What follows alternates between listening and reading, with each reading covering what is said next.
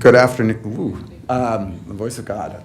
Good afternoon, everyone, and welcome to the Carnegie Endowment for International Peace. My name is Dan Baer, and I'm the Senior Vice President of Policy Research here.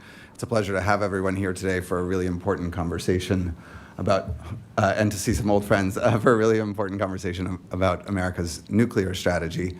Our speaker today is John Feiner, the Principal Deputy National Security Advisor, who has been a colleague and friend for many years. We first met in the Obama administration.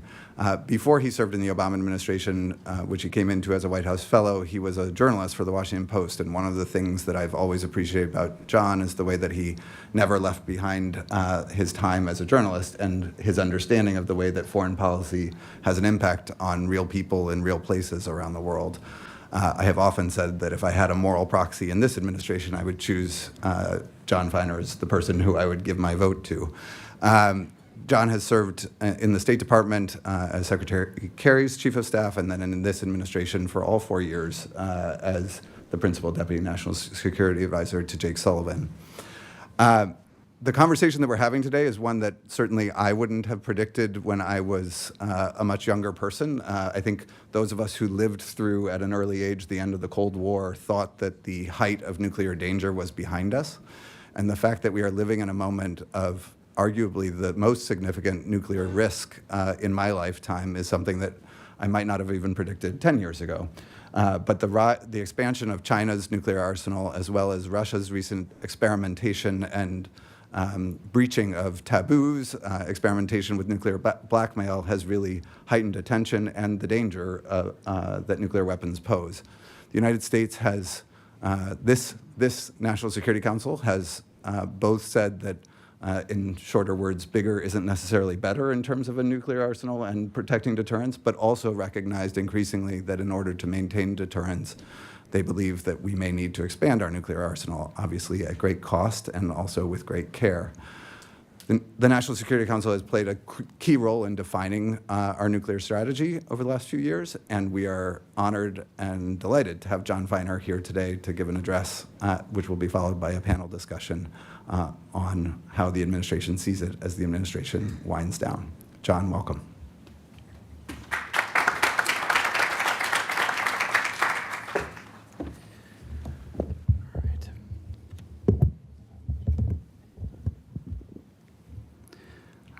Hey, everybody, and I should start off by apologizing for being a few minutes late. One of the things I will not miss when I finally do leave the White House will be the fact that my schedule is so subject to other forces beyond my control. But it's great to be here with all of you, and I really want to say, before I start, a big thank you to Dan, both for the kind words, for the advice and wisdom that you have lobbed over the transom throughout this administration to help keep us on course and for being a great friend for so many years. I also want to thank Daryl at the Arms Control Association and James here at Carnegie, both for helping convene this, but also much more importantly for the work that you all do every day to advance security here at home and around the world, and that you've done now for many years.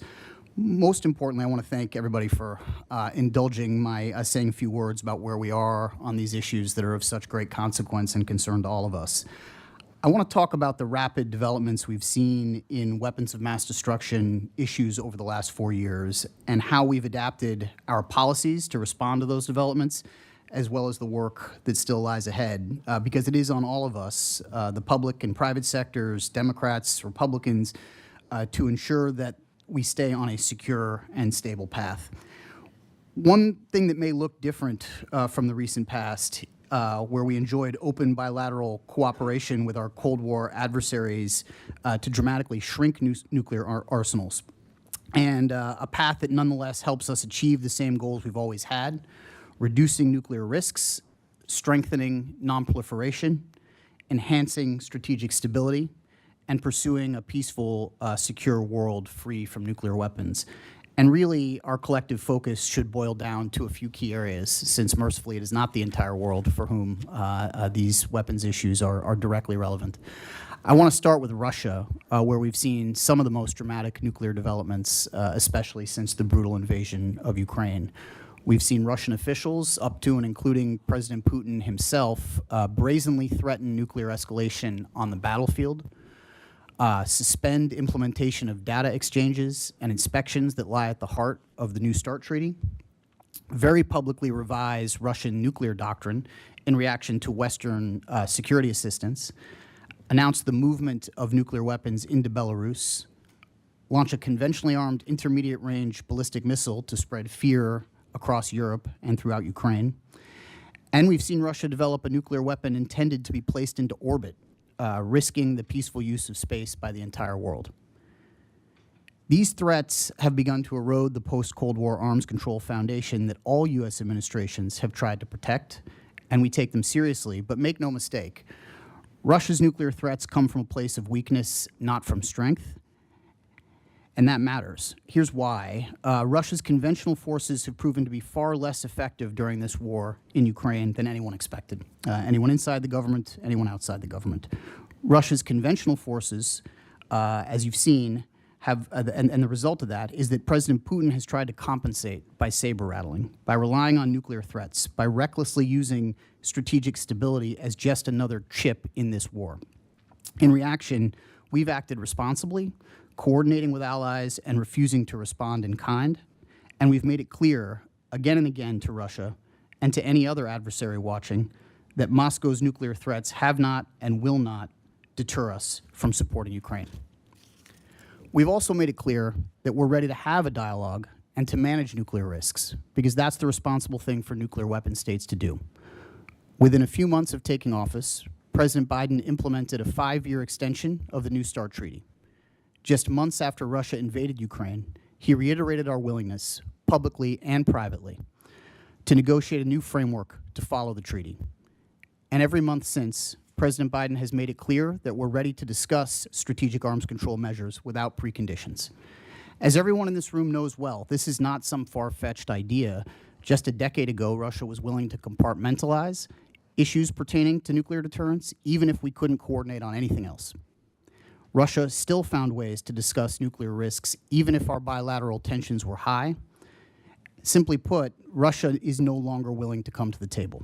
They have decided to cut ties in our arms control relationship. Now, that does not mean we will stop trying or have stopped trying, but it does mean that we have to be clear-eyed that we are in a new era, one that demands new strategies to achieve the same goals we have always had: preventing an arms race, reducing the risk of misperception and escalation, and ensuring the safety and security of our people and the world from nuclear threats. That's why we've invested in modernizing our deterrent capabilities, following through on the past 2 administrations' core efforts while taking some additional steps, including pursuing a modern variant of the B-61 gravity bomb, the B-61-13. We've also advanced plans to develop and deploy conventional long-range missiles to strengthen deterrence and defense in both the Indo-Pacific and in Europe. And we've made clear that we're prepared to take further steps to augment our posture if Russia continues to violate New START and refuses to engage. At the same time, we've also advanced new risk reduction and accountability measures. For example, we enacted lawful, proportionate, and reversible countermeasures, including suspending our data sharing and notifications to Russia to ensure that Moscow would not garner advantage by suspending the New START Treaty. As my colleague Jake Sullivan told this group last year, these actions are 2 sides of the same proverbial nuclear coin. Responsibly enhancing our deterrent capabilities enables us to negotiate arms control measures from a position of strength. And arms control measures help limit and shape our adversaries' decisions on nuclear capabilities. Now, in addition to Russia's nuclear threats, we've also seen increased cooperation with other countries, including with the DPRK, which I'd like to talk about next. North Korea has taken increasingly escalatory actions on the peninsula, from disregarding the Inter-Korean Comprehensive Military Agreement to increasing missile tests to firing rounds toward the south along the maritime border with the ROK. More recently, we've seen DPRK troops fighting and dying in Russia's unjust war against the people of Ukraine, the DPRK's first ever expeditionary mission. And even further, the 2 recently concluded a treaty to turbocharge their cooperation, including the possibility of Russian support to the DPRK in technical areas like nuclear energy and space programs.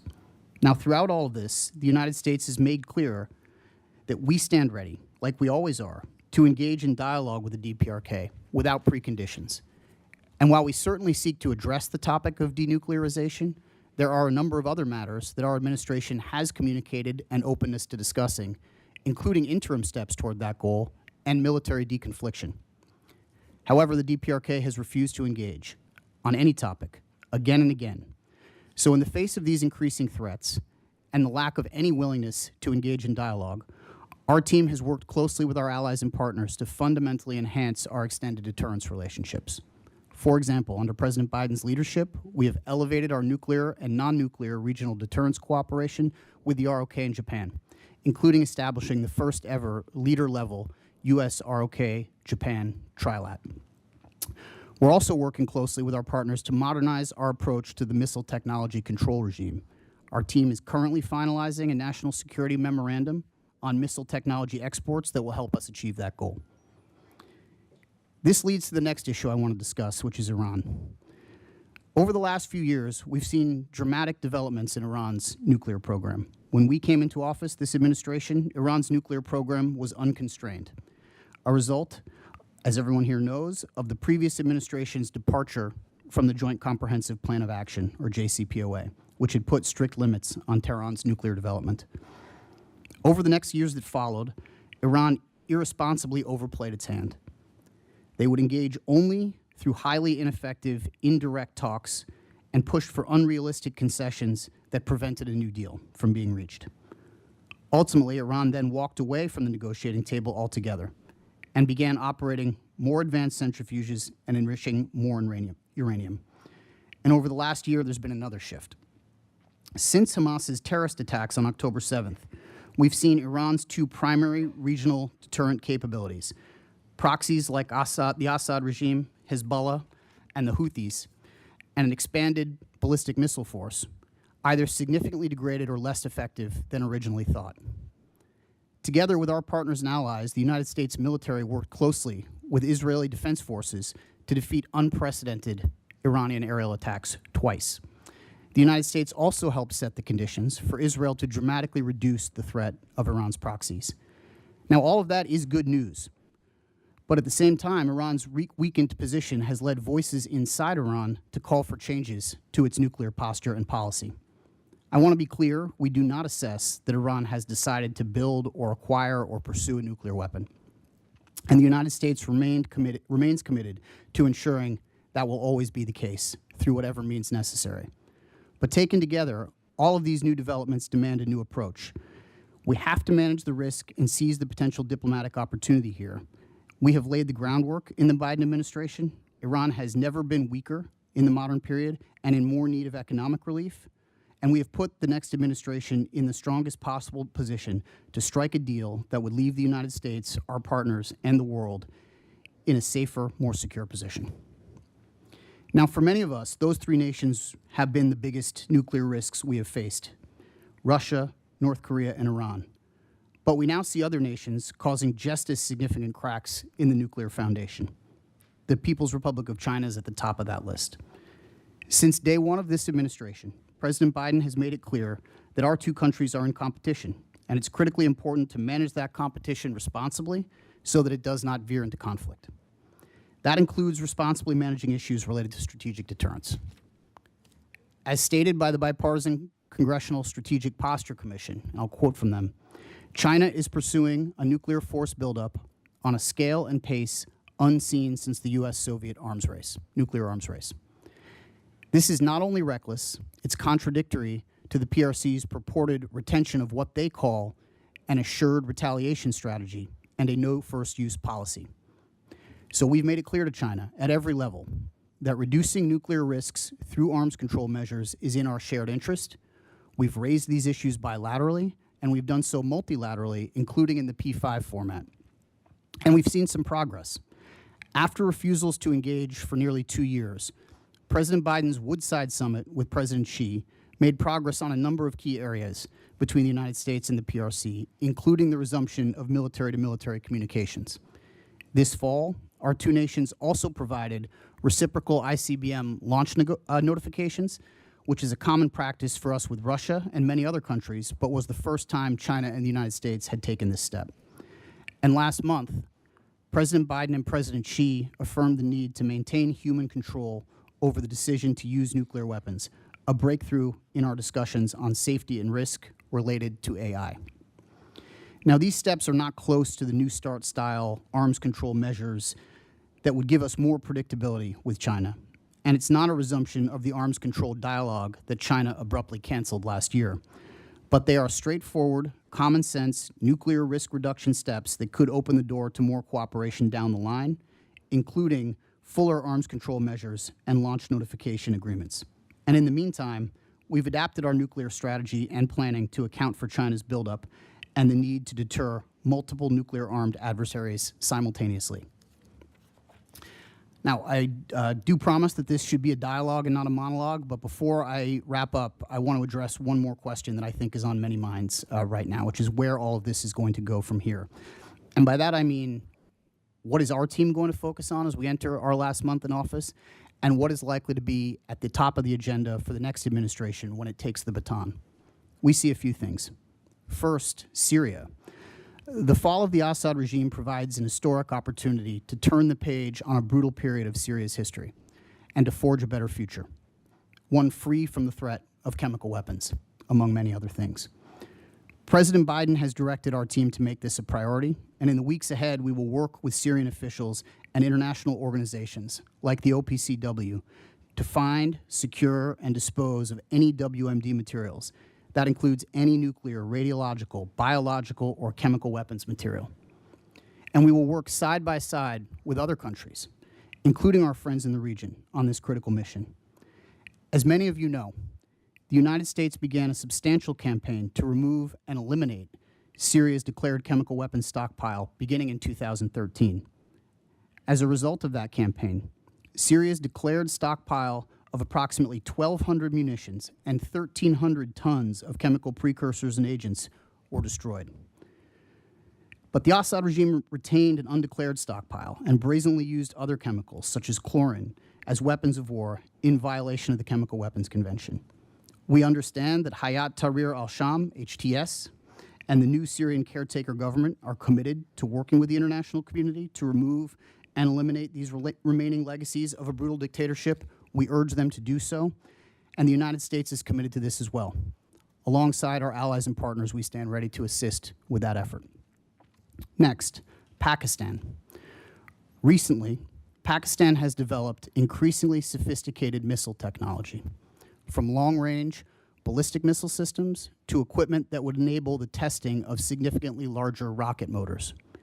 If these trend lines continue, Pakistan will have the capability to strike targets well beyond South Asia, including in the United States, raising real questions about Pakistan's intentions.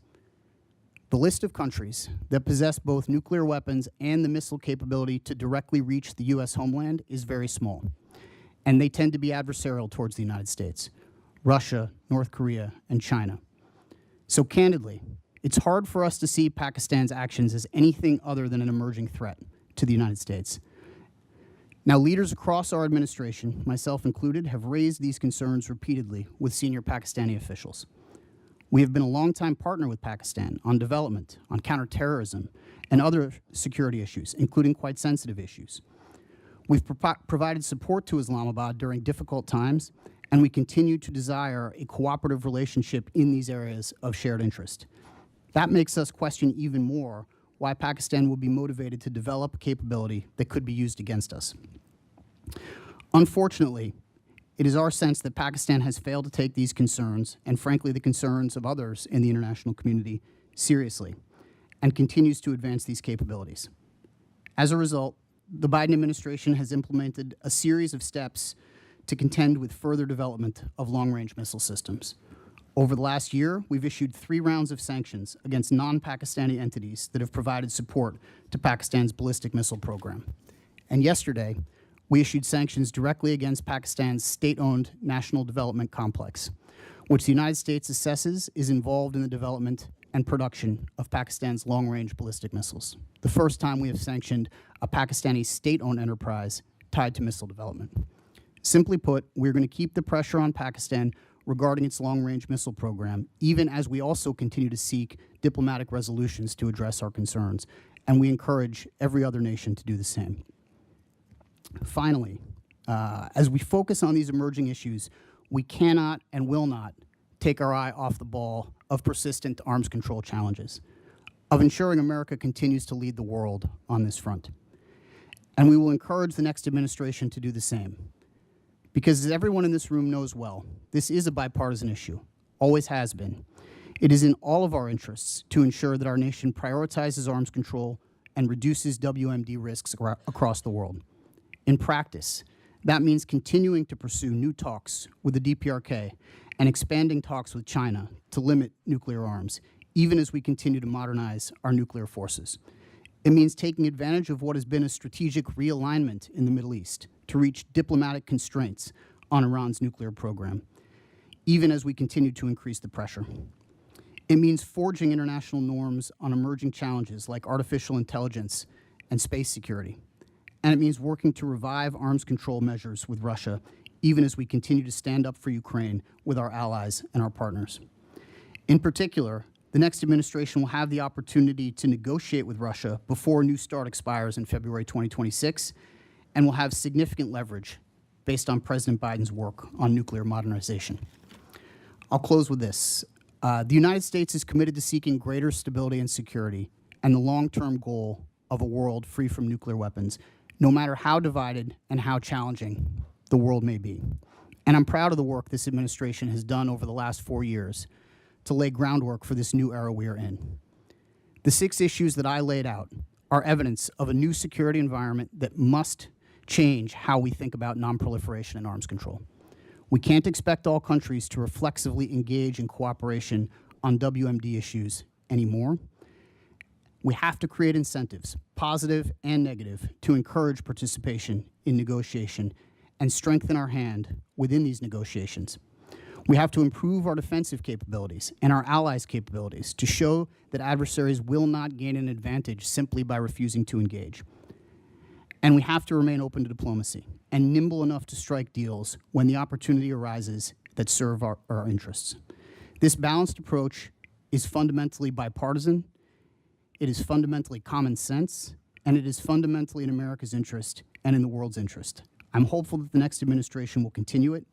I'm grateful to all of you who have helped our nation uphold it for generations, and I'm grateful for all of you for having me today, and I look forward to the rest of this conversation. Thank you.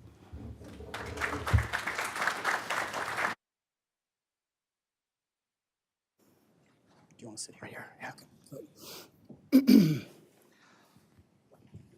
Well, thank you very much, John, for joining us. I'm Daryl Kimball, Executive Director of the Arms Control Association, and co-hosting this discussion with John Feiner and our follow-up panel. So thank you very much for joining us. While you're busy, your schedule is still very busy. That's a lot to unpack. We're going to be taking a few questions from the audience. Use that QR code. I will try to be keeping track of some of the ones that come in. But first, John, let me pick up on one of the things you spoke about at the end with the emphasis on the importance of arms control and nuclear risk reduction being a key part of U.S. national security policy going forward. As you noted, Russia has shut down the dialogue on risk reduction and arms control since the invasion, and that leaves few practical options to negotiate what the president talked about in earlier, and Jake Sullivan in 2023, a new framework, a formal framework. Few options other than maybe an informal agreement with Russia not to exceed New START.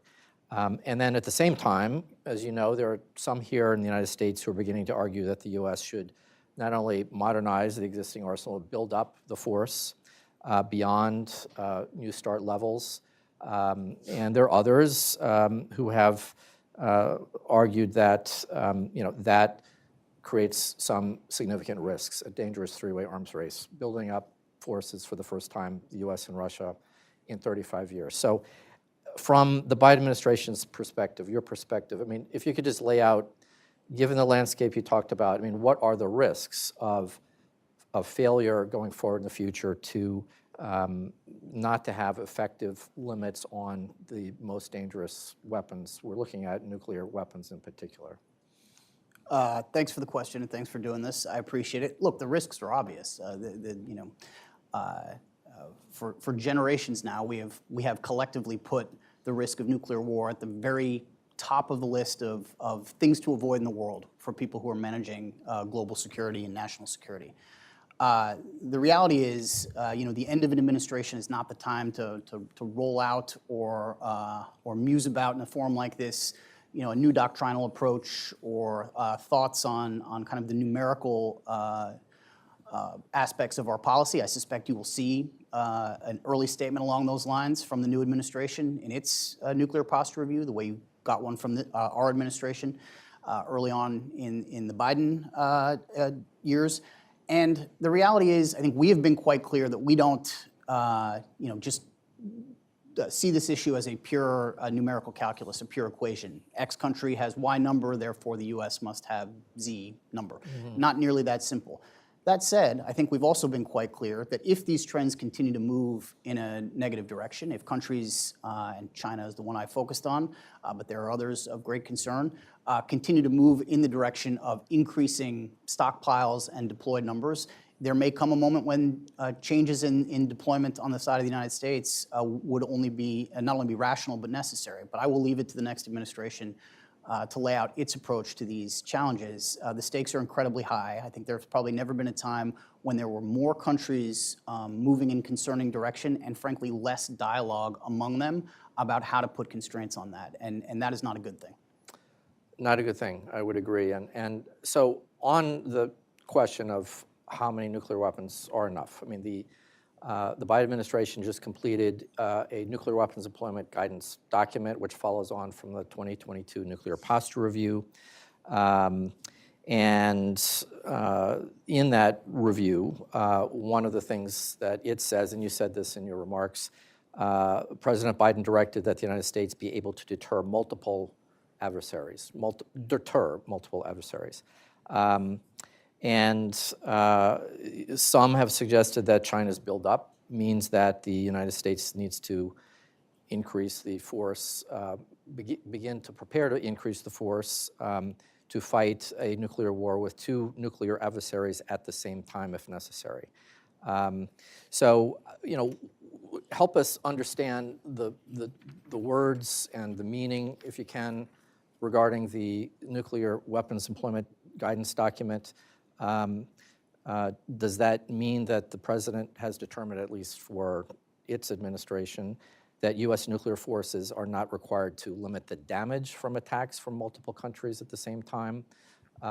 Or is it to deter? In other words, do more nuclear adversaries with more nuclear weapons require that we have to cover all of the targets that could possibly hit back at the United States in a war that involves these countries at the same time? So look, I'm not going to parse the implications of this in much more detail than I have already, or than is laid out in the 491 report, which is the unclassified reflections on the employment guidance, which I'm sure you're extremely familiar with, and which have been submitted to Congress. What I will say is, sitting here today, we fundamentally believe that the strength and adequacy of our nuclear deterrent is sound and strong. A new administration is going to come in, make its own assessment, issue its own statements with regard to doctrine, its own nuclear employment guidance. You've seen what this administration has done and what we put on the record, and I'm not going to elaborate much beyond that. Okay. Just a technical note, Mackenzie, I'm not seeing the questions coming up in the iPad, so if you could. Pardon? I have one now. Okay.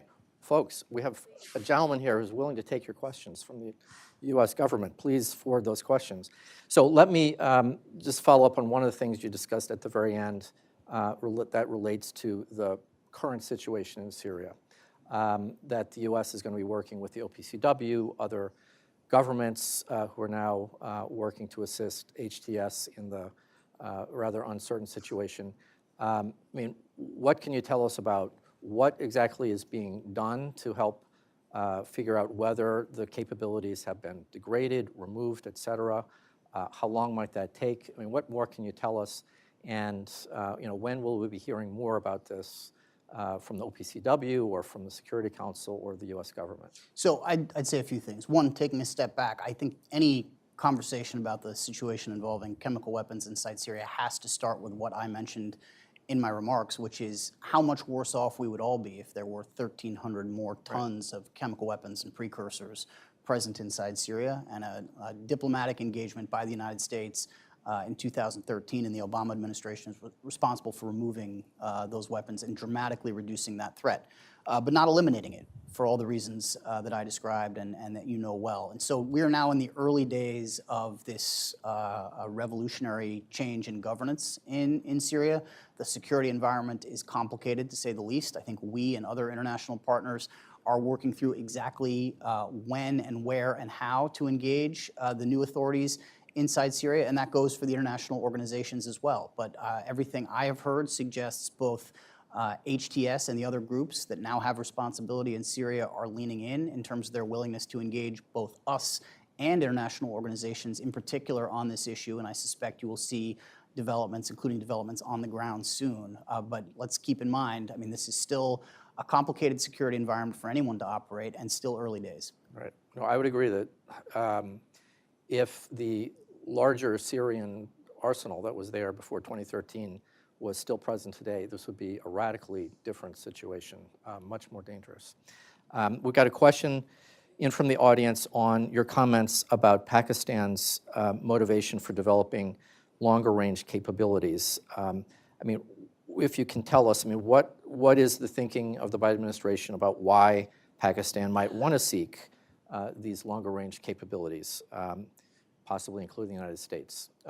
It is a new development in Pakistan's nuclear program, but what might some of the reasons be for this? So I'm not going to speculate on motivations. I would actually very much encourage those in conversation with Pakistani officials to ask those questions themselves, the way others have asked those questions pretty directly. What I can say is, just looking at a map and looking at ranges, we believe that this is fundamentally focused on us. And I think that is an inescapable conclusion based on the information that we've got. And that is why this is of such great concern, because the United States will not simply sit back and watch the development of this capability that we believe could pose a threat ultimately down the road. There's another question about the new report from the Defense Department about China's nuclear modernization program. It reports, as I recall from reading yesterday, that the force is estimated to be 600 total. But one thing that it did not say this time around is it did not estimate with confidence that China would be increasing its arsenal to 1,500 by 2035. What does that suggest, if anything, about what China is intending to do? And then the other question we have here is, do you see value in engaging with China on some of its proposals regarding nuclear postures, specifically its proposal for a joint no first use arrangement? Would just engaging with China on that discussion be useful in the future?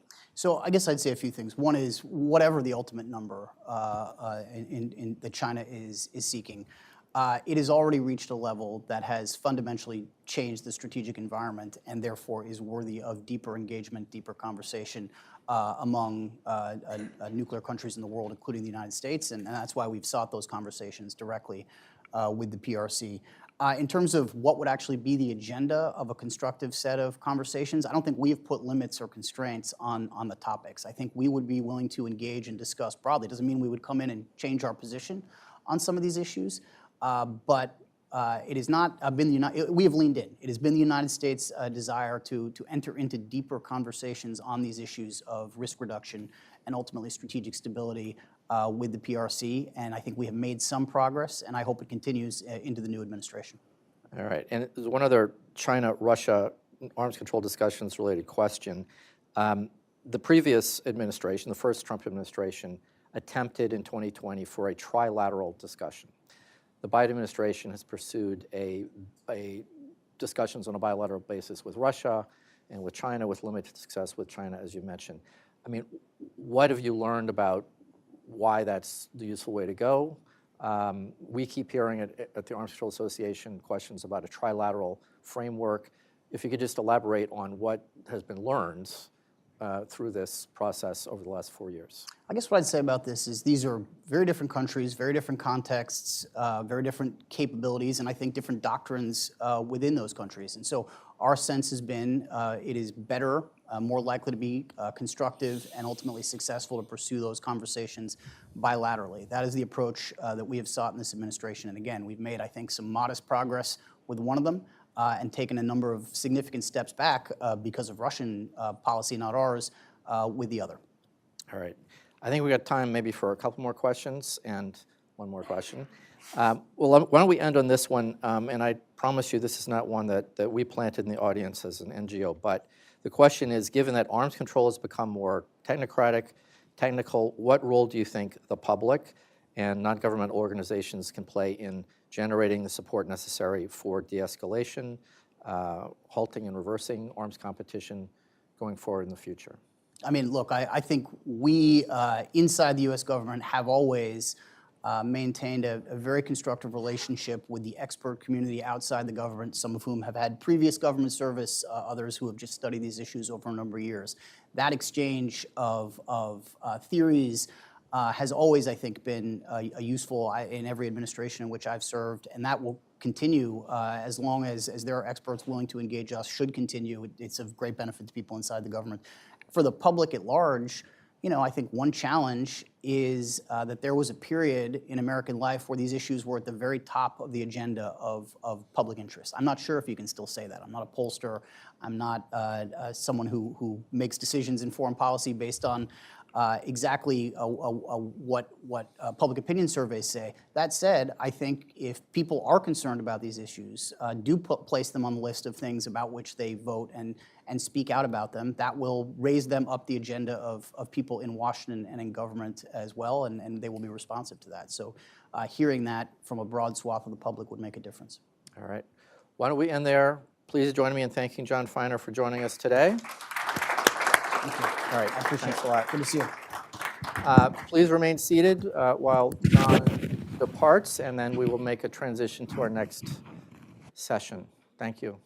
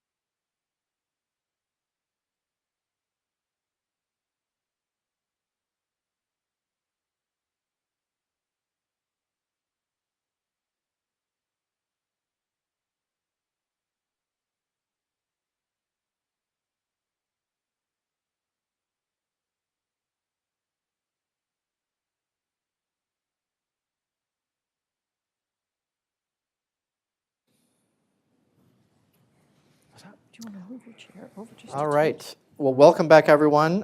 Thank you for joining us this afternoon. Once again, I'm Daryl Kimball. I'm Executive Director of the Arms Control Association, and it's a pleasure to co-host this discussion and event with the good people at the Carnegie Nuclear Program, James Acton and company. We just heard a very meaty and detailed talk from Principal Deputy National Security Advisor John Feiner on the administration's outlook on the WMD situation after 4 years in office. It is certainly a very complex picture. And this panel discussion with these four wonderful experts who've agreed to join us is going to focus on some of the issues that John Feiner touched upon. We're going to go into a little bit more depth. We're going to take another round of questions from the audience using the QR code. And we're going to be talking about future issues and implications for U.S. nuclear forces and posture as the new Strategic Arms Reduction Treaty expiration date approaches. And so what I'd just say to introduce this discussion and frame it is that As John Feiner said, it's been more than a decade that we've seen deteriorating relations between the U.S., Russia, and China, dimming prospects for nuclear disarmament diplomacy, major nuclear weapons modernization efforts by China, Russia, and the United States, and we could soon be on the precipice of a dangerous, unconstrained three-way nuclear arms competition. And as he said, since February 2022, concerns about Russia's nuclear posture and its intentions have grown. Conversations with Russia on risk reduction and arms control have been suspended.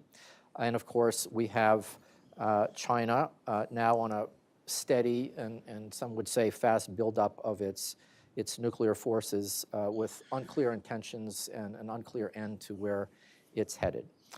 So in response, we've seen, as I mentioned in the conversation with John Feiner, proposals have been advanced in Congress and elsewhere to expand the scope and the cost of the already costly U.S. nuclear weapons modernization program, possibly to deploy more nuclear weapons on the existing systems or to build new nuclear weapons capabilities beyond those which we already have. Others, including those of us at the Arms Control Association, believe that adding more nuclear warheads on missiles, fielding more nuclear-capable bombers, or deploying more nuclear-armed cruise missiles does not enhance deterrence. This is not the way to go, and that if one side or the other, the U.S. or Russia, were to exceed New START limits, it would lead to a spiral of escalation. So as John Feiner said, these are issues that the next administration, the next Congress are going to have to grapple with. And so in this context, we have this fine group of folks to discuss some of these issues. On my left is Adam Mount, who's Senior Fellow with the Federation of American Scientists, Madelyn Creedon, who served in several senior roles in government, including the aforementioned Congressional Commission on the U.S. Strategic Posture, and our co-host James Acton, co-director of the Carnegie Nuclear Policy Program. And so what I just wanted to ask this group to discuss, and we're going to start with Adam, is what are some of the factors that need to be considered as U.S. policymakers consider and debate the issue about how many nuclear weapons are enough, to put it bluntly. What are the assumptions that determine force requirements, deterrence requirements? Do they need to be adjusted? What increase in adversary capabilities would necessitate a change in the size or composition of the U.S. force? How much would that cost? How would adversaries respond? And where does such competition take us in the future? And are there any practical arms control measures in the near or medium term that can mitigate these risks? So these are some of the questions we're going to explore. Adam, why don't you give us a start on this? Thank you for being here. Thanks very much. Well, thanks to you, Daryl, and to James for having us here. I think it's crucially important that we have a more rigorous and more detailed conversation about these issues than we've had in public so far. Thanks in particular to asking this question about interpreting the language in the Nuclear Employment Guidance public report. The reason why this is important, I think, is that the Biden administration has never clearly articulated an answer about what they believe would be required to meet the challenge from China's nuclear buildup. This is important because more than any other single issue, how the United States responds to China's buildup will set the shape and the mission of our U.S. nuclear arsenal for the balance of the century. Now, public reporting on the comments of administration officials has focused on the potential for a U.S. buildup. There have been times when current and then departing U.S. officials have suggested that some additions may be required in the future. In some cases, I think this focus from public reporting has been justified, in some cases not. But the central question here, which I've raised with Hans Christensen, my colleague, has been how to interpret this line that you mentioned in the Public Employment Guidance Report. It directed that the United States be able to deter Russia, China, and North Korea simultaneously. Now, many people, I think, will read this as meaning that the United States must be prepared to limit damage from multiple adversaries simultaneously. My reading is a little different, and I would have been grateful for a little more clarity on this. I think deter is a lower bar, like restore deterrence. And the president did not direct that the United States be prepared to limit damage from multiple adversaries simultaneously. What this would mean is that the upward sort of pressure on US strategic deployed forces is relatively less. This is the first known US government answer to what's been called the two-peer problem. And unfortunately, I don't think it sets a clear expectation from the Biden administration and among US government agencies about what would be required to meet this challenge. And so it largely leaves that question to the incoming Trump administration. Now, this two-peer problem has become the dominant frame in nuclear weapons policy debates.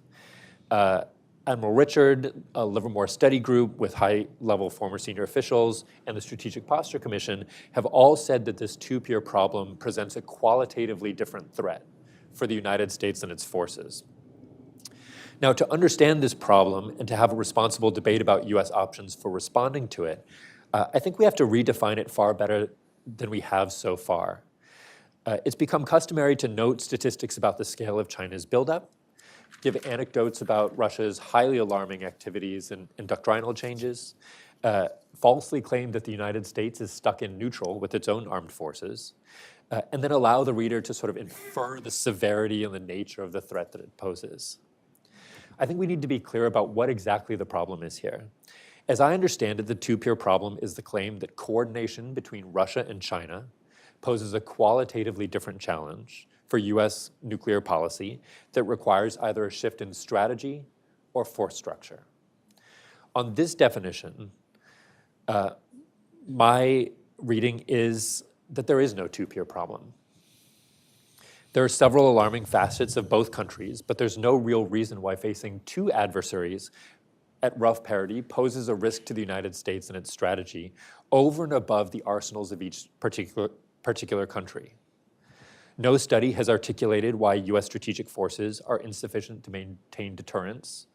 The simple reason is that a Russian first strike could do unacceptable damage, undoubtedly, but cannot destroy reliably warheads on US submarines. Adding China's forces to the picture or doubling Russia's forces doesn't fundamentally change that calculation. Now, there are other examples where this two-peer dynamic could exacerbate other well-known problems in the arsenal. So, for example, a technological surprise that could cause the oceans to become transparent could create additional value for larger warhead sizes on the parts of adversaries. But here the problem is the technological shock rather than the two-peer problem itself. The second reason is the two-peer problem isn't really a problem for US nuclear forces. So the Strategic Posture Commission was very articulate on this problem of opportunistic aggression, the possibility of nuclear coercion in multiple theaters simultaneously. Here, I think the Biden administration's primary contribution has been this concept of integrated deterrence. My own work is focused on conventional deterrence of nuclear use, but they've been pretty creative about finding multiple ways that non-nuclear capabilities could contribute to deterrence of limited nuclear use. I think US nuclear forces are never going to be credible deterrents for limited fait accompli, rapid surprise attacks, and the flexible options currently in the arsenal are more than sufficient to respond or to deter any nuclear blackmail threat from US adversaries. The third reason is that the US is highly constrained in its ability to adapt its nuclear force structure in the near future.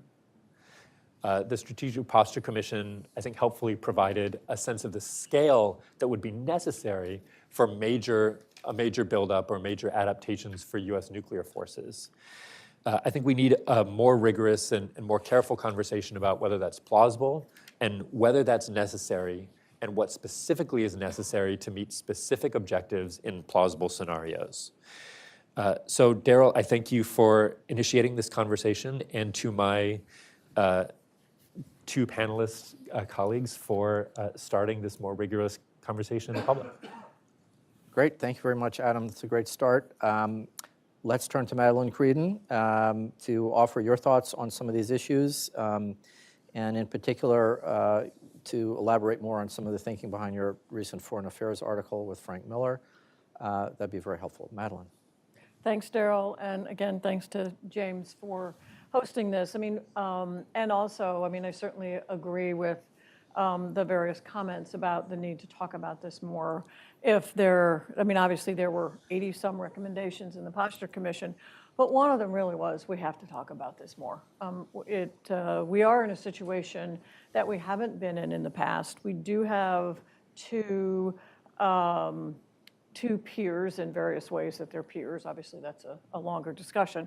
But the whole geopolitical context, the threats that we are now as a nation facing, we haven't faced these ever. And we don't have the luxury of not addressing them and not talking about them anymore. And we also don't have the luxury, ironically, of just having one adversary to deter in the way we did with the Cold War. So as a result, we really have to give a lot of thought and a lot of analysis to what it really means to have this two-body problem, to have this two-peer problem.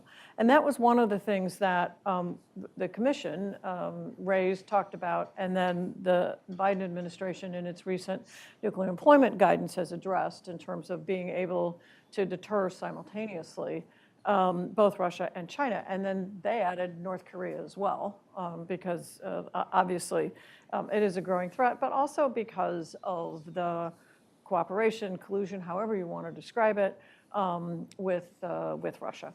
And these developments really do pose far-reaching challenges to the United States and to the national security, and our national security, but also to that of our allies and partners.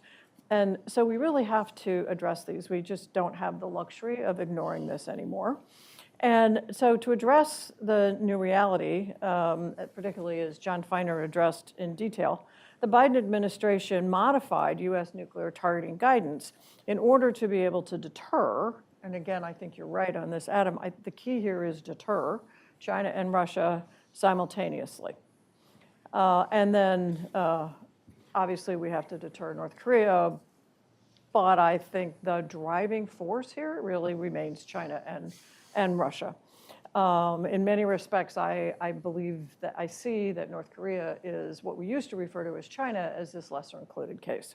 So I don't think the arsenal of North Korea will drive our overarching size and construct of our arsenal. But again, it too is developing new nuclear delivery systems, platforms, and warheads that pose a threat primarily to our allies in the region, but obviously also potentially to the U.S. But our real issue right now, I think the U.S.'s real issue, is the effort to modernize the aging U.S. nuclear deterrent.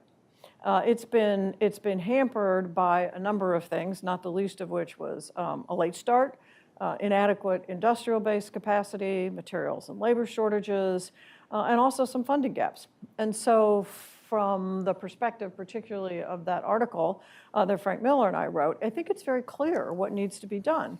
The next administration, in our view, really should dispense with undertaking a very extensive review of either the nuclear deterrence policy, which I think is sound and remains sound, or the modernization plans. Again, these are modernization plans that have been in place for quite some time. President Trump supported them the last go-around. President Obama supported them. President Biden has supported them. But we just need to get on with it. So I don't think there's a huge need to further analyze these modernization programs. We just need to get on with it. And while there may be some opportunities at the margins in the near term, the primary challenge is modernizing the nuclear complex across the board so that we do have options in the future when and if, and I think that's a big question, if the country needs them. And for what? And again, these are things that require a lot of analytical work into the future. The 6 tenets of nuclear strategy are sound: maintaining assured second strike, having a flexible response, being able to have having tailored deterrence, extended deterrence and assurance for our allies, calculated ambiguity, and hedging against risk. Those tenets are sound. Again, I don't think they need to be revisited or reanalyzed. And but what does need to be discussed at this point is what do we need to do with our allies? What is going to continue to reassure our allies going forward? Are there things that we need to do to help assure them? And also, that assurance is important from a nonproliferation goal because we don't want an increase in the number of weapon states in the world, particularly amongst our allies. So the more that we can assure our allies and help them with their deterrence goals, it helps nonproliferation in the long term. Obviously, there's a huge challenge in our future with respect to Russia, and that's the expiration of New START. And the question is, what happens then? Ideally, it would be great if both Russia and the US could somehow agree to maintain the central limits of the treaty, even after the expiration of the treaty. It would be wonderful. I have to say, I don't see that as particularly hopeful. Maybe things will change and it will get achieved. But in any event, even if it were, it would obviously end up being an executive agreement of some sort to extend it, as I really don't see. I'm not optimistic about a new treaty being able to get through Congress anytime soon. And so for me, the real question, I think, is for the next administration is not a new NPR. It's not the years-long study. I think we fully understand the problem. We fully understand the modernization needs. But the analytic task that the next administration has to take on is, do we need more deployed systems? And if we need more deployed systems, what do we need them for? And if we need more deployed systems, and there's an analysis that we need them for a reason, then the other piece is, well, okay, how do we go about doing that? There's a very practical aspect to do this. What's needed? What's the funding? Where is it going to come from? Because it's going to happen over and above the ongoing modernization programs. Obviously, this is all the U.S. will be able to do in any relevant time frame, is to be able to increase the number of deployed forces, not the size of the arsenal. And the second analytical thing that I would like the next administration to take on, again, I don't feel the need for a full-blown NPR, and among other things, it's really not consistent with the urgency with which we have to get on with modernization. But the second thing is, I think this administration needs to tackle risk reduction. They may be in a better position to negotiate, possibly, with Russia and or China, or even if they reintroduce their concept of the trilateral discussions again, a serious look at what are the things that are possible with respect to risk reduction. I mean, obviously, right now, it's pretty, my word, hopeless. China has no interest, Russia has refused, and in fact, Russia's actions have gone beyond refusing with their new nuclear policy, which, in some respects might actually lower the bar for nuclear use.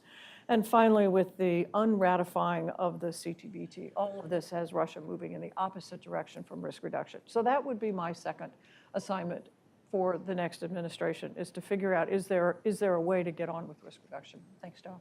Okay.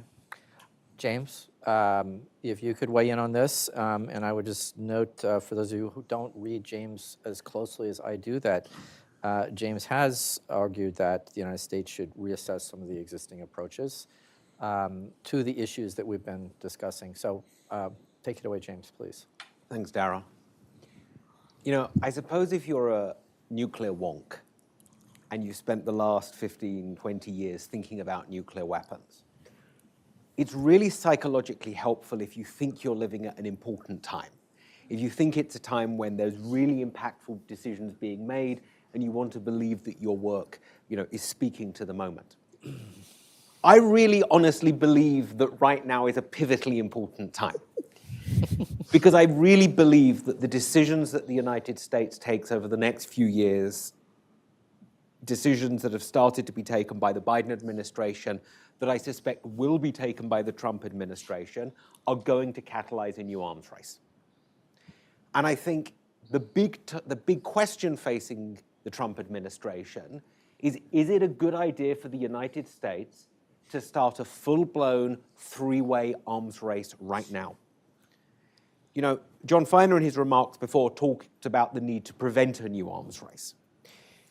But an arms race is not something like a hurricane or a pandemic or a cyber attack that's, happens to you and it's difficult to present.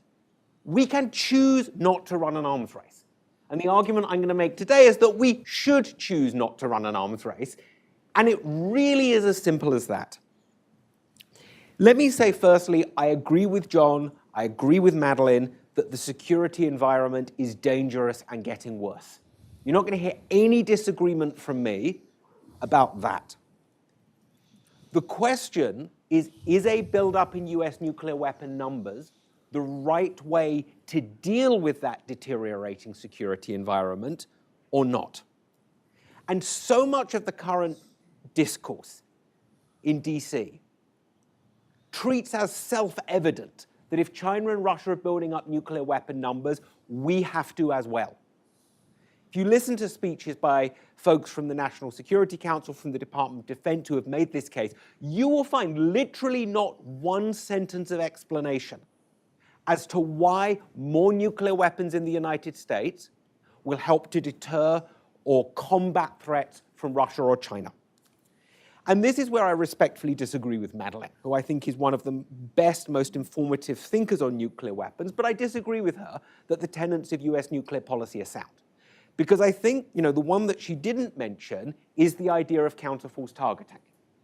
It is the idea, in extremis, of using our nuclear weapons to attack Russia or China, or Russia and China, or Russia and China and North Korea's, pick your enemies, their nuclear forces. And the argument here is pretty straightforward. This is the argument that the Strategic Posture Commission, I think, got at. It's the argument you hear when you discuss with folks in government privately, that if Russia and China and North Korea have more nuclear weapons, we need more nuclear weapons so we can attack their nuclear forces individually or together. But the question is, what's the next stage in this argument? Okay, we'll build up more nuclear weapons in response to that. Do we think China and Russia go, oh, well, the US has got more nuclear weapons? It's not our problem that they're targeting our nuclear weapons with their nuclear forces. We're just going to give up and stick with our current plans. Or do we think it's more likely that they will adapt their plans in response to our buildup? And if they do adapt their plans in response to our buildup, then by the logic of attacking their nuclear forces, we need more nuclear weapons in response to that. And that is an arms race. And more than that, it's an arms race the United States is really badly positioned to run right now. If we had a massive defense industrial base for nuclear systems, and we could build up faster than them, maybe you could make an argument that an arms race was in the US interest right now. But their defense industrial bases for nuclear weapons are bigger and have more capacity than our defense industrial base for nuclear weapons. In short, if we start to build up and catalyze an arms race, it will be futile because they will build up, thus nullifying whatever advantage we sought. It will be expensive. And we will probably lose it at the end of the day. So for all of these reasons, I think it is simply a bad idea to start an arms race. But there's another one as well, which is a three-way arms race is much harder to stop than a two-way arms race. We arms raced against the Soviets during the first half of the Cold War. And about halfway through the Cold War, both sides were like, this was kind of futile. And they settled for parity. That wasn't primarily because of arms control. Arms control played an important reinforcing role. I think it was more actually that arms control was a consequence of being willing to settle for parity. But with three players, parity is no longer a mutually acceptable option for everyone. Would the Senate ratify a treaty that gave the United States as many nuclear weapons as Russia and China combined? Sure, that sounds like a pretty good deal from a US perspective. Would that deal be acceptable to Russia and China? I'm thinking probably not. What would be acceptable to Russia? Well, maybe a deal where it had as many nuclear weapons as the US. What would be acceptable to China? Well, a deal where it has as many nuclear weapons as the US. But that wouldn't be acceptable to us. So I think, once you start a three-way arms race, I don't see an easy way out of this. So for all of these reasons, my advice to the new administration is just don't do it. Right? It is literally, there are so many things in foreign policy and nuclear policy where factors are way beyond our control. But when it comes to choosing to arms race, this is a factor that we can just decide not to take part in. We can just choose not to do an arms race. Earlier in this administration, the Secretary of Defense said nuclear deterrence is not a numbers game. I wish DOD had actually listened to their leader, because he was 100% right about that. And my advice to the new administration is just don't start an arms race. It's not worth it. If we maintain a safe, secure, survivable, and reliable deterrent, we don't need to build more. Daryl. Thank you, James. Thank you, Madelyn. Thank you, Adam. We have a lot on the table here. We just have a couple of questions from the audience, so I would encourage those of you who have a thought, who are curious, please put in your questions here, and I will try to put them to our panelists. Let me just, a couple information notes for those who may not have heard this in the course of the comments. I think the Strategic Posture Commission noted this. Others have noted this. I mean, the way in which the United States could most easily and quickly increase the number of deployed nuclear weapons would be by uploading additional warheads on existing land-based and sea-based missiles. FAS did a helpful analysis about a year and a half ago that pointed out that both the United States and Russia have that capability. They could probably exercise it within 2 or 3 years and roughly double the number of strategic deployed nuclear weapons they have as of today. But beyond that, it would take new systems, new hardware. It would be much more expensive and much more time-consuming. But it could happen relatively quickly if each side were to decide to do that, one or the other side. And so, I mean, with that in mind, we've got a couple questions that directed to Madelyn, but I wanted to ask James and Adam to address.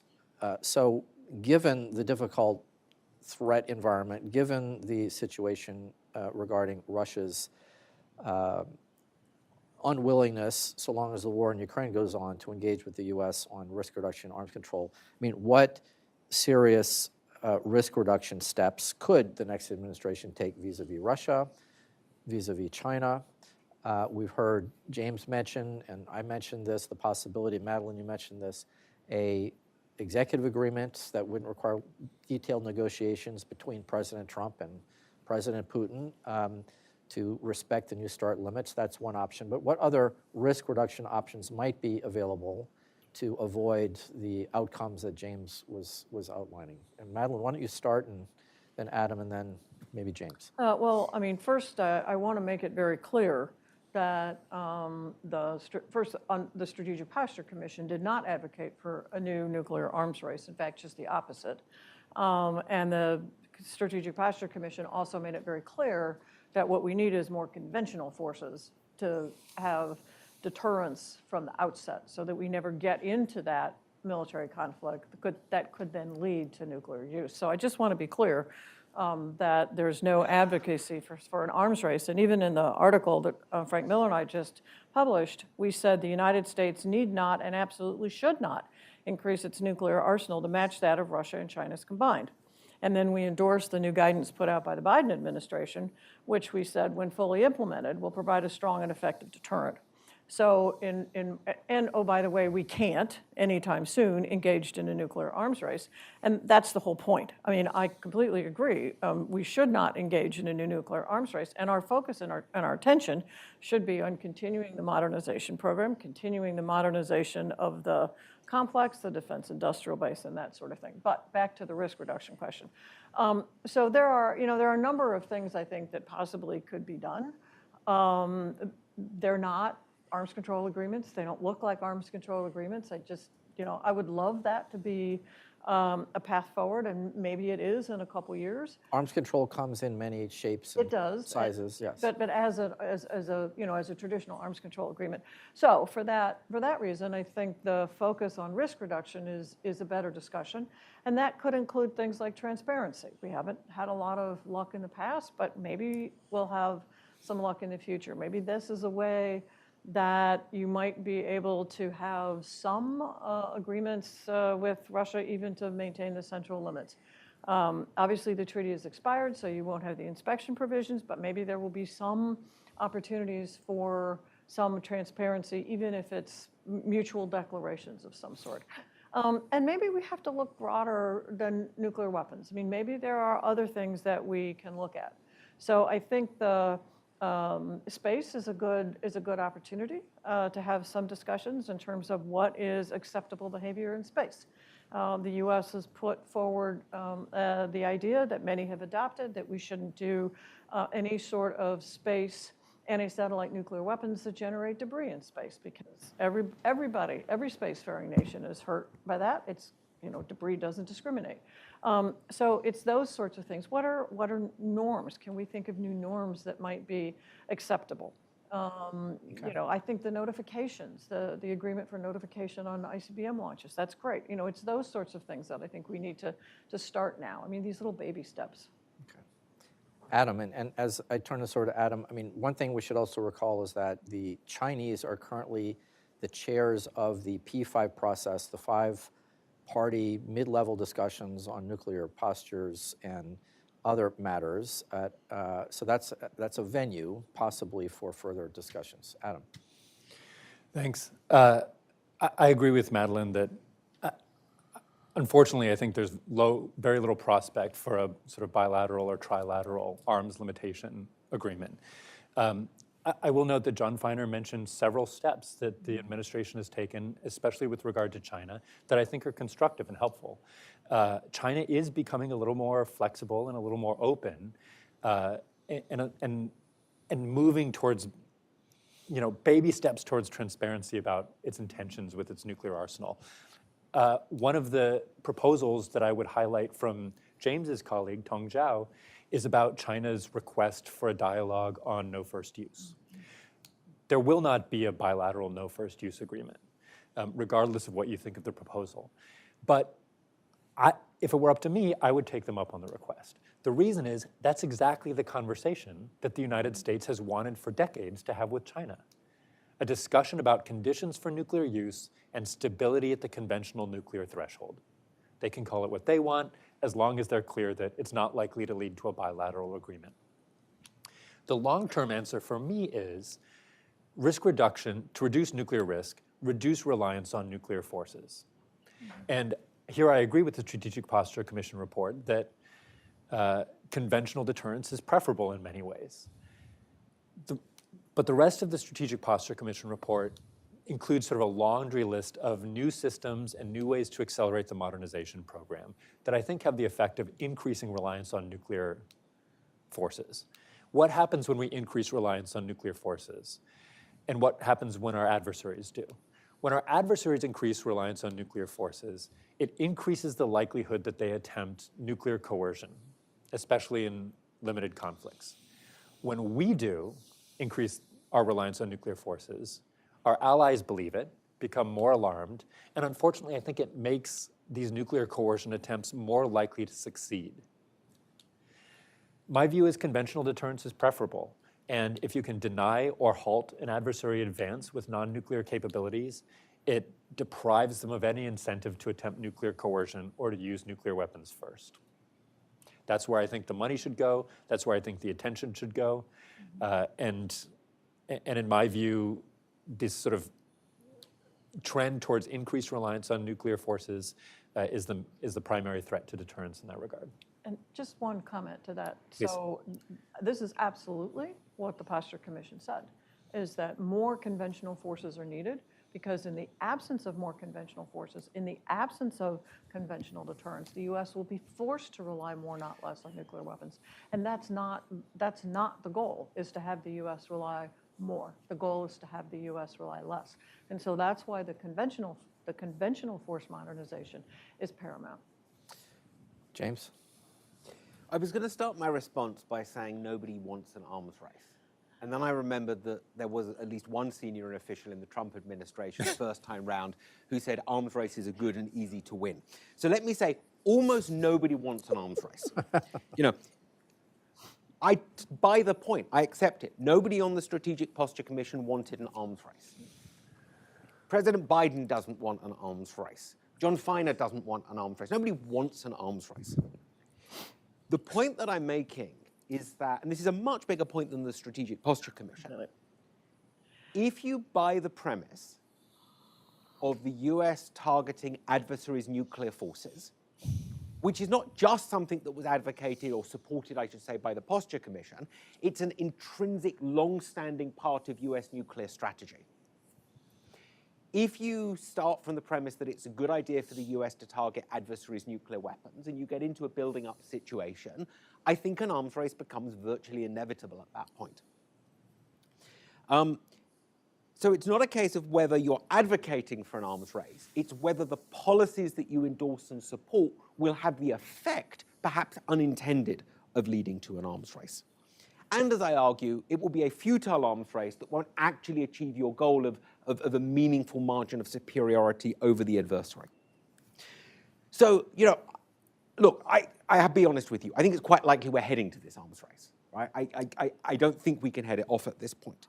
But if we can, I do think the simplest agreement we could make, and I support this, and this is actually a lot more controversial than it sounds, is simply to agree with Russia that not to exceed the limits on New START after the treaty expires.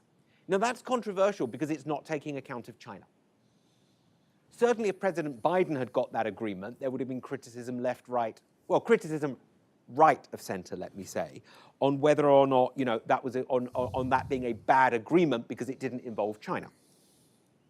My view is it is a good idea not to arms race with the Russians, irrespective of what the Chinese are doing.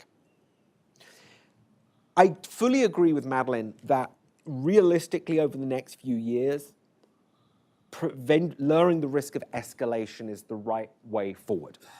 So, you know, I don't think there's a ton of ideas that, you know, out there. I'm just kind of repeating what other people have said. I think launch notifications is a great idea. I think there's been a kind of informal start to that with the Chinese. I would love to see that continue. I think, you know, my own pet idea of in these very high altitude orbits that host nuclear command and control satellites, establishing safety zones so that satellites don't get too close to one another. Lots of technical details about how that would work, but that's the, you know, the kind of risk reduction measure that I think is a very good idea over the next few years. All right, and just one additional point on a possible agreement between President Putin and Biden. As Tom Countryman, our Arms Control Association board chair, wrote in the current issue of Arms Control today, the aperture for dialogue between the U.S. and Russia may widen if and when there are discussions about ending the conflict in Ukraine. So that could open up some options and make Russia a little bit more open to discussions on a wider range of issues that President Biden has not been able to pursue with the Russians. All right, we have time for just a couple of more questions, and I would just ask each of you to answer these as briefly as you can. One is on a topic that we've not touched upon yet, which is that, as we all know, the United States has not conducted a nuclear test explosion since September 1992, yet there are some, including President Trump's former national security advisor, who said we should resume nuclear testing. Your quick thoughts on whether this is really possibly on the agenda of the Trump administration or not, and what would the consequences be for some of the issues that we've just been discussing about geostrategic competition, arms racing, and the global nuclear order. So, Madelyn, why don't you start, since you used to be in charge of this at the NNSA at one point and might know a thing or two or have an opinion. So my personal is I certainly hope this is not on the agenda. If the new administration listens seriously to the laboratories and to the people who really do this work, who understand the stockpiled stewardship program, the answer is no, it's simply not needed. And what is needed is to make sure that the science continues on, that the computational capabilities, the work out at Nevada for subcritical experiments, all of the work that the labs do continues on, because the price that would be paid, I think, is that we'd lose the science if we were to resume testing. And that's at least been my conversations with all the lab folks. That's not where they want to go. Adam, James, quick thoughts? Super quick. Yes, this is a real discussion. Yes, the resumption of nuclear testing is on the agenda. It's a terrible idea, but it's on the agenda. Here's my pitch as to why it's a bad idea. In fairness to many of the folks in the incoming administration, a lot of them are privately saying, we recognize there's no technical need for testing. We want to do it for political reasons. We think it's in the US interest to send out messages of our willingness to use nuclear weapons. My response to them is this: Russia and China don't have to worry about domestic politics. We have to worry about domestic politics in the United States. And if we get into a situation where we're all testing again, who do you think is going to test more? The country whose test site is in the middle of a swing state? Or the country whose test sites, the leaders don't care about what the people around the test sites think? Let me leave you with that. All right. Anything to add, Adam? Agreed. Okay, great. All right, last question that I'd ask each of you to address. We're here in Washington. We've been talking a lot about the United States and ourselves, but we have a global audience, and nuclear weapons and the threat of nuclear war is an issue that matters for the globe, and it has implications for global security, of course. So, what role can or should other governments, non-nuclear weapon states, U.S. allies, what should they play, what could they play in this debate about whether the United States, Russia, and China should or should not enter into an unconstrained arms race? What kind of influence might our European allies have on some of the issues we've been discussing? And I would note that all 5 of the nuclear armed states that are part of the nonproliferation treaty have an obligation under Article 6 to engage in good faith negotiations to end the arms race and on disarmament. So with that, your thoughts, why don't we start in reverse order, and we'll start with James and come back this way. Sure. Very briefly, look, I don't think it's a good idea. I don't think allies can or would say to the United States, arms control is in the US interest or not in the US interest. I think what allies can and should say is, we view preventing an arms race as being in our interest. It's up to you, the United States, to decide what your interests are. But we, your allies, have a strong interest in there being the absence of an arms race, in there being a reduced risk of nuclear war. And I think, I would encourage allies to talk clearly and honestly about how you perceive your interests, given very explicitly that the purpose of the US nuclear arsenal includes extended deterrence, includes enhancing the security of allies. And so I think it's helpful for allies to think about what's in their interest and being willing to communicate that to the US. Anyway, so I agree with the fact that it's hard to believe that allies would think that an arms race is in their interest. So for what they can do, obviously this whole topic is a much larger topic for a much larger discussion. But I think among other things, allies, we need to bring allies closer in terms of our thinking and our planning, particularly on the conventional front. We need to bring allies closer in terms of our thinking and planning with respect to integrated deterrence. And I think there's a lot more that allies can do on the conventional side. And we need to work more closely with them to make sure that this conventional planning, the conventional capabilities are understood, they're broader, and they're more closely coordinated. Adam. I really couldn't agree more. The other unfortunate implication of sort of gradually increasing reliance on nuclear weapons, I think, is that it also increases proliferation risk. One of the sort of stated missions of the US nuclear arsenal is to reduce proliferation pressure by assuring allies. I think this often has a perverse effect where we increase our perceived reliance on our nuclear forces. We convince allies that their security depends on nuclear weapons, which I think is often false. It's our conventional forces that really serve as the cornerstone of our deterrent posture. But then as they grow more uncertain about US leadership, or they have questions about when and why the United States would use a nuclear weapon, the inevitable sort of consequences, well, eventually we'll need our own. And so future US administrations are going to, I think, face, unfortunately, some very acute pressures for nuclear proliferation among US allies in Asia, in the Middle East, and even some sort of rumblings in Europe. And that's a deeper conversation that has to be had. I think the first step is exactly what you mentioned, is to prioritize the strength of our conventional capabilities. Well, this is certainly, as James said, a critical time. A lot of critical questions need to be answered in the right way to make sure that we're headed towards a safer and not a less safe future. We've just begun to delve into some of the questions that we're going to be debating over the next several months, if not much longer. I really appreciate collaborating with James and the Carnegie team. I want to thank Madelyn for joining us and her work through the years, and for the thoughtful contributions with the Strategic Posture Commission report, and Adam also for joining us and providing a lot of important perspective on the issues that are behind these decisions. We will have a recording of this, I think, on the Carnegie Endowment website soon. Our friends at C-SPAN have also been recording us. Thank you to our C-SPAN audience. Please join me in thanking our panelists and the team. Thank you. And I hope to see many of you at the Carnegie Endowment's annual conference on nonproliferation issues in April. Please be sure to take a look at that, and look for more information on the Arms Control Association website and Arms Control Today at armscontrol.org. Thanks all, we're adjourned. Thanks. Thanks, Thank you.